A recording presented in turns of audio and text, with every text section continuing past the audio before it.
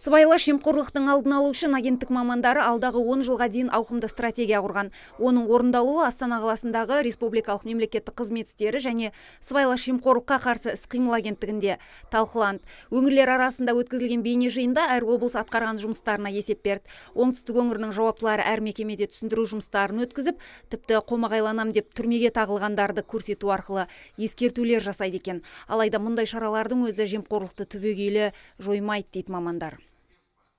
Халықаралық тәжірибе көрсетіп отқандай, сыбайлас жемқорлықты мүлдем жеңу мүмкін емес. Себебі сыбайлас жемқорлық бұл адамдардың тұрмыс болмысымен тікелей байланысты, ал бірақ та осы сыбайлас жемқорлықта күресте айтарлықтай жетістікке жеткен мемлекеттердің тәжірибесі көрсетіп отқандай, сыбайлас жемқорлықтың алдын алуда ең алдымен оның себептерін, оның қандай жағдайлар әсер етеді, соны анықтау болып табылады. Дүниежүзілік тәжірибелердің өзі сыбайластықты түбегейлі жеңуге қауқарсыз.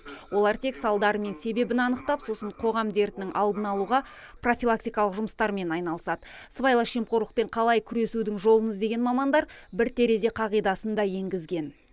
Негізгі бірінші себеп бұл көрсетілетін мемлекеттік қызмет пен оны тұтынушы азаматтардың арасында тікелей байланыс. Яғни үздік мемлекеттердің тәжірибесі көрсетіп отқандай, мемлекет тарапынан қызмет көрсетілетін болса, шенеунік пен қызмет алатын азаматтардың арасында байланыс үзілу керек.